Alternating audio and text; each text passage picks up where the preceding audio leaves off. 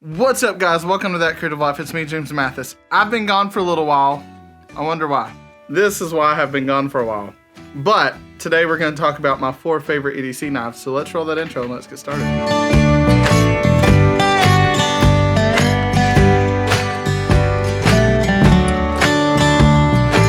Okay, so if you couldn't tell, I just had a newborn. So time has been very little. Sleep has been very little. Brain function has been very little. Not really had the spoons to make a video. If you don't know that whole concept of having enough spoons for the day, look it up. It's very, very wise and sage, but did not have enough spoons to make a YouTube video. But I'm feeling better, sleeping a little bit more. Little Miss is doing great. Everything's going good. So I wanted to make a video about my 4 favorite EDC knives, and we're gonna start with the most expensive, work our way down to the cheapest. I'm not gonna give you prices because Lord knows those things change, and plus some of these are not normal for the variations of them. You'll see what I'm talking about, but these are my 4 favorite EDC knives, and we're gonna talk about why. Let's start with number 1.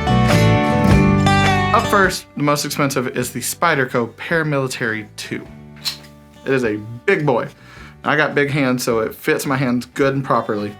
This one is the teal, they call it teal, to me it looks like Tiffany blue, with the black blade. And you'll notice a trend today, all my blades are black. I don't like silver, but fantastic knife. It's a staple for a reason. If you've not heard of the Paramilitary 2, I don't guess you're into knives because it's really kind of that big of a deal.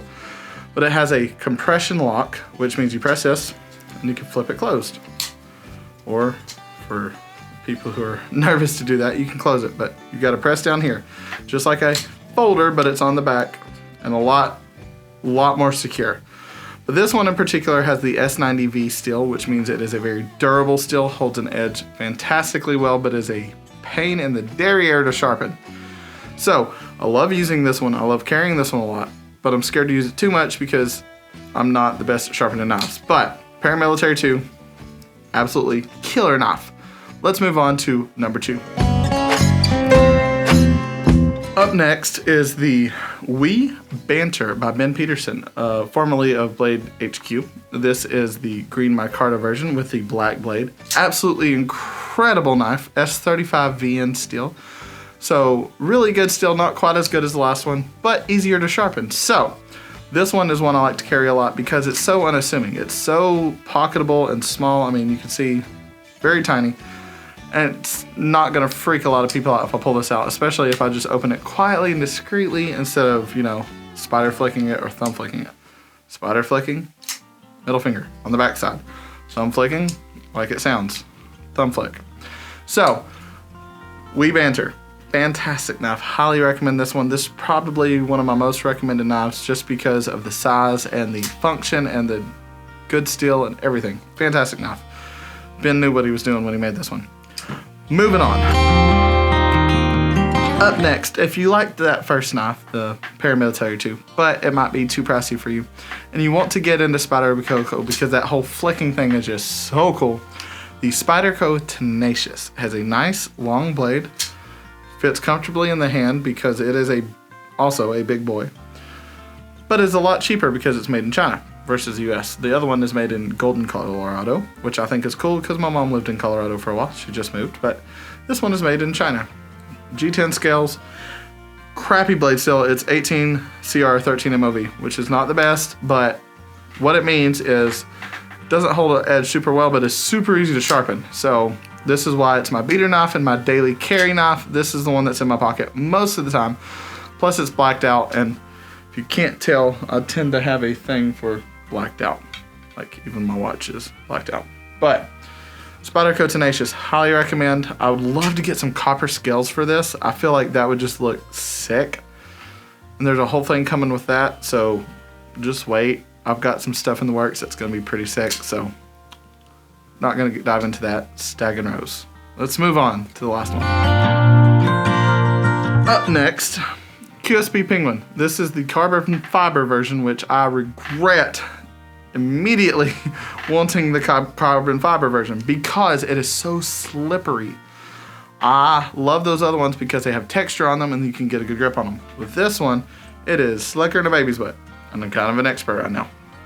It has D2 blade steel, which is a decent mid-grade blade steel. It's tool grade, so like the tools you have are probably made out of this stuff, D2. Again, black blade, if you haven't noticed, all of them are. You can spotty flick it, which I love. All of these you can. You can thumb flick it. It's very satisfying. And this blade style is called a sheep's foot. And I like it specifically for cutting like boxes and stuff, anything that needs like a straight line, because this thing is perfect for that. Qsp Penguin, fantastic knife. But the thing that is in my pocket 90% of the time is this, the Spyderco Tenacious. Reason being, I know it's the worst blade steel, but it's so fidgety, fantastic sound, just listen. Oh, so good. But also, it's a workhorse. I can beat the snot out of it and not worry about it too much because it's not insanely expensive or rare, and it's a lot easier to sharpen than any of the other things because I am not good at that. That is not my forte. But if you've ever wondered what knife you should get, this is probably my #1 recommendation, with the Wee Banter as a very close second. The only reason I prefer this one is because my hands are huge and this one fits a lot better. But if you have any questions, leave them down below. If you carry a knife every day, what is your carry? Let me know down below. I'd love to start a conversation about this because there's going to be a lot more of these EDC type videos coming out soon. If you're not already, subscribe to the channel. And if you enjoyed this video, drop a like down below. It means the world to me and it helps me out because I'm trying to grow this channel, especially since I have a little one. I love you guys. Don't forget to live that creative life. I'll see you next time. And have a good evening.